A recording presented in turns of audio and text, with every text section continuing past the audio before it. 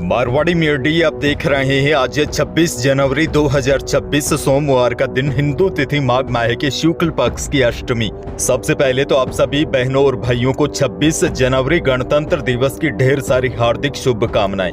आज का दिन हमें याद दिलाता है कि हमारा देश सिर्फ आजाद नहीं बल्कि अपने संविधान और कानून से चलने वाला गणराज्य है। चलिए नजर डाल लेते हैं आज की बड़ी खबरों पर। शुरुआत कर देते हैं देश की बड़ी खबर के साथ। बड़ी खबर, भारत हर साल 26 जनवरी को गणतंत्र दिवस के रूप में अपने संविधान की स्थापना का उत्सव मनाता है। इस साल 2026 यानी कि आज का दिन खास होने वाला है, क्योंकि न केवल भारतीय सेना की ताकत का प्रदर्शन होगा बल्कि वंदे मातरम गीत की 150वीं जयंती भी मनाई जाएगी। और देखिए, इस बार गणतंत्र दिवस 2026 के लिए भारत ने 2 यूरोपीय नेताओं को मुख्य अतिथि के रूप में आमंत्रित किया था। यूरोपीय आयोग के अध्यक्ष उर्सुला वॉन डेर लेन और यूरोपीय काउंसिल के अध्यक्ष एंटोनियो कोस्टा इस अवसर पर भारत में उपस्थित रहेंगे। यह दोनों नेता यूरोप के महत्वपूर्ण राजनीतिक स्तंभ है। इनका भारत में आना 2 महाद्वीपों के बीच मजबूत कूटनीतिक रिश्तों का प्रतीक है। वैसे आपको बता दूं, भारत में गणतंत्र दिवस की शुरुआत 1950 में संविधान के लागू होने के साथ हुई थी। तभी से मुख्य अतिथि को बुलाने की भी परंपरा शुरू हुई थी। अच्छा, बड़ी खबर ये भी देखिए, आज 26 जनवरी गणतंत्र दिवस के मौके पर सिर्फ देश की ही नहीं बल्कि पूरी दुनिया की नजरें भारत पर टिकी हुई है, क्योंकि पीएम मोदी आज राष्ट्र को संबोधित करेंगे। यह मंच ऐसा है जहां से देश को नई दिशा और नए फैसलों का संकेत मिलता है। सूत्रों के मुताबिक आज पीएम मोदी देश की जनता के लिए कई बड़े ऐलान कर सकते हैं। साथ ही में ऑपरेशन सिंदूर का जिक्र कर पाकिस्तान को भी कड़ा संदेश दिया जा सकता है।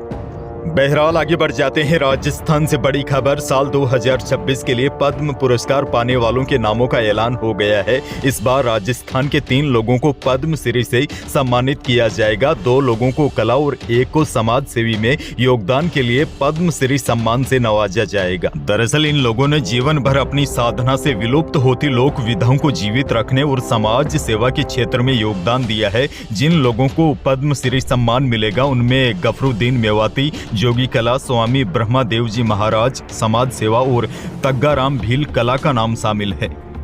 आगे बढ़ेंगे। एक और बड़ी खबर, राजस्थान सरकार ने वर्ष 2025 और 26 के बजट में प्राकृतिक खेती को बढ़ावा देने के लिए व्यापक कार्य योजना लागू की है। इस योजना के तहत प्रदेश के 2,50,000 किसानों को प्राकृतिक खेती से जोड़ा जा रहा है। इसका उद्देश्य खेती की लागत घटाना और मिट्टी की सेहत सुधारना है। राष्ट्रीय प्राकृतिक खेती मिशन के अंतर्गत 2,25,000 किसानों के लिए केंद्र सरकार ने 60% और राज्य सरकार 40% वित्तीय सहयोग दे रही है। इसके अलावा 25,000 किसानों को राज्य सरकार पूरी आर्थिक सहायता दे रही है, जिससे अधिक किसान इस पद्धति को अपनाएं।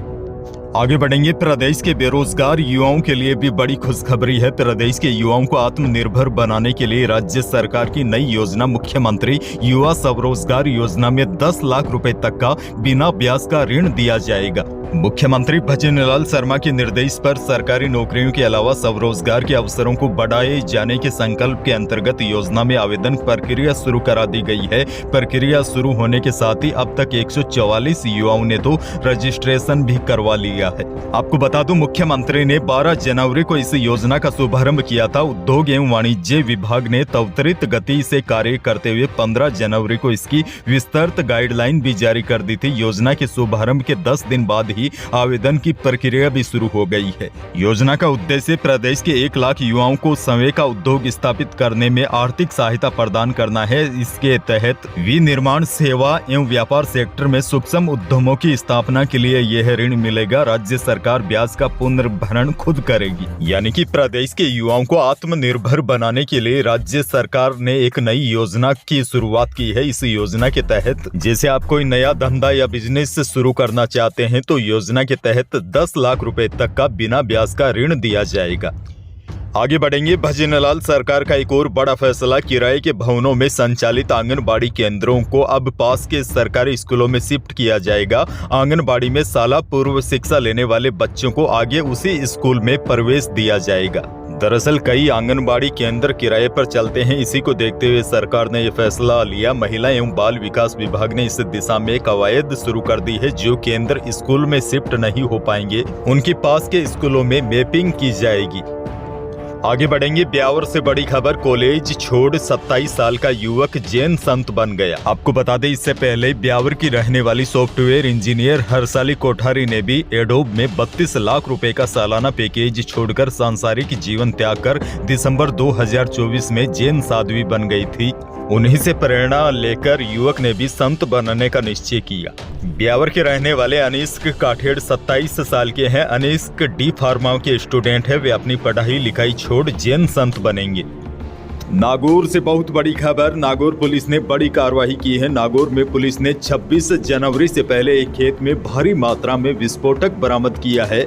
और देखिए, यह विस्फोटक 187 कट्टों में भरकर रखा गया था। पुलिस ने मौके से एक आरोपी को भी गिरफ्तार किया है। मामला थावला थाना इलाके के सरहद हरसोर का शनिवार रात का है। एसपी मुद्रुल कच्छवा ने बताया, हरसोर इलाके में अवैध रूप से विस्फोटक जमा करने की सूचना मिली थी। इसके बाद यहां दबिश देकर इस बड़ी कार्रवाई को अंजाम दिया गया। मामला काफी संगीन लग रहा है। अब बड़ी जांच एजेंसियां इस पूरे मामले की जांच में जुट गई है।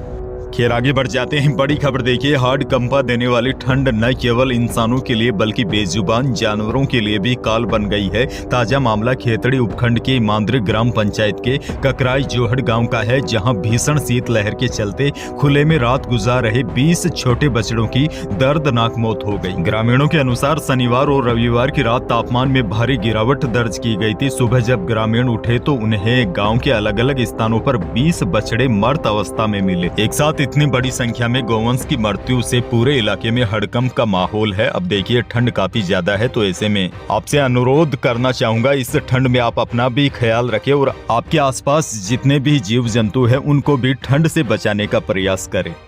अच्छा, आगे बढ़ेंगे। कोटा से बड़ी खबर देखिए, कोटा में कल अलग अलग इलाकों में कुत्तों ने नायब तहसील सहित 22 लोगों को लहूलुहान कर दिया। इसमें 5 साल की बच्ची भी शामिल है। और बड़ी बात तो यह है, आवारा कुत्तों ने नायब तहसीलदार पर कलेक्ट्रेट ऑफिस में ही हमला बोल दिया। चिंताजनक बात यह है, प्रदेश के अधिकांश भागों में कुत्तों के काटने की घटनाएं बढ़ती ही जा रही है। सिरोही से बड़ी खबर, सिरोही जिले के रेउदर उपखंड क्षेत्र के रोहुआ गांव में मानपुरा करसी कुएं पर तेंदुए की मूवमेंट से इलाके में हड़कंप मच गया।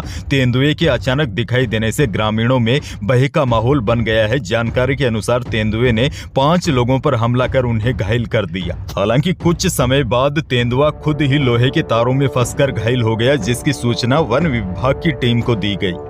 आगे बढ़ेंगे। एक और बड़ी खबर, सोने और चांदी की कीमतों में लगी ये आग कब तक ठंडी होगी, अब यह बड़ा सवाल बन गया है। सोना चांदी भले ही हर रोज कीमतों के रिकॉर्ड बना रहे हैं, लेकिन फिलहाल शादी के सीजन के बावजूद बाजार में खरीदार नदारद से ही है। वजह साफ है, इन कीमती धातुओं की कीमतें अब आम आदमी की हैसियत से बाहर की बात हो चुकी है। कारोबारियों का कहना है कि बड़े निवेशक भले ही इस मौके का फायदा उठा रहे हैं, लेकिन खुदरा खरीदार सराफा बाजार में आने की हिम्मत तक नहीं जुटा पा रहे हैं। शादी के सावे हैं, लेकिन बाजार में 30% भी कारोबार इस बार नहीं हुआ है। यानी कि सोने और चांदी के भाव बढ़ने की वजह से अब ग्राहक के साथ व्यापारी भी परेशान हो गए हैं और चिंता यह सताने लगी है कि अगर भाव यूं ही बढ़ते रहे तो सोना और चांदी खरीदने वाले लोग कम ही रहेंगे।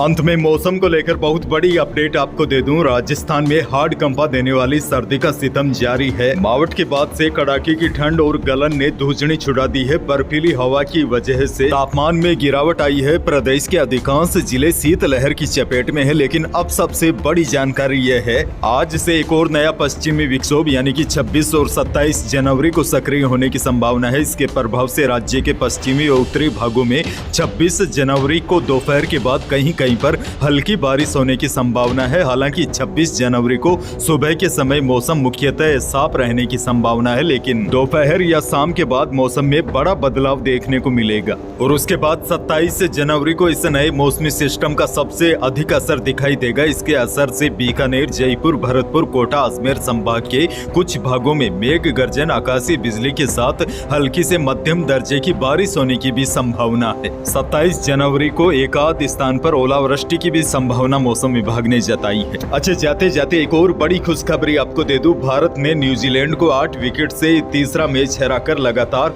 11वीं T20 सीरीज जीत ली है। बरसापारा स्टेडियम में पहले बैटिंग करते हुए न्यूजीलैंड 153 रन ही बना सका। भारत ने महज 10 ओवर में ही टारगेट हासिल कर लिया।